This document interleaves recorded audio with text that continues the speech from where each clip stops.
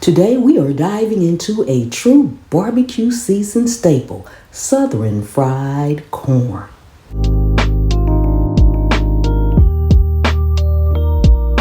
Every great Southern dish starts with a proper foundation, and for fried corn, that means two things: clean rendered bacon fat and good butter.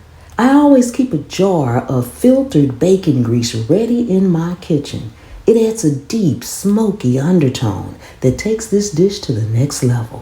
When you combine that savory bacon fat with the richness of real butter over medium-high heat, you are setting the stage for something truly amazing. Now, as we get our corn right into a skillet to get happy and absorb all those delicious fats, let's talk about where this dish actually comes from. Fried corn is a total cornerstone of traditional Southern Appalachian cooking, but its history runs so much deeper than the modern kitchen. Long before it became a backyard favorite, corn was cultivated and revered by Indigenous people, specifically stemming from Cherokee and Creek origins. When Native Americans introduced corn to European settlers, it sparked a beautiful culinary exchange. West African-inspired cooking techniques met these local ingredients, and folks began utilizing the heavy cast iron skillet to fry fresh kernels directly in animal fats. It's a perfect example of history coming together right in a single pan, creating a sustaining comfort food that generations have gathered around.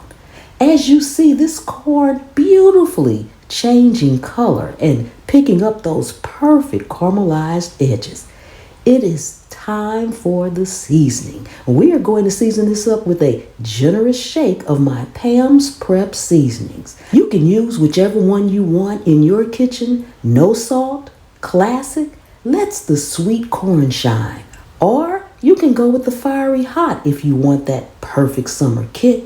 They all work beautifully here, and I'll make sure to tag my seasonings right on the screen for you. We are down to the home stretch now.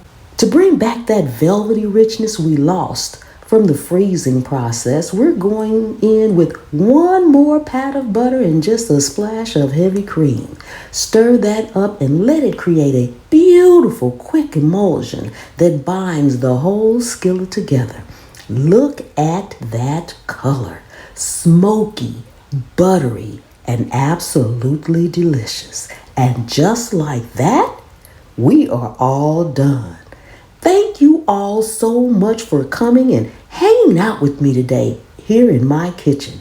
I really do appreciate each and every one of you. If you are new here and haven't already, make sure to hit that subscribe button and join the family. To my returning viewers and incredible channel members, thank you so much for your continuous support. Give the video a thumbs up and share it out. And I will see you next time, the good Lord willing and the creek don't rise. Bye-bye.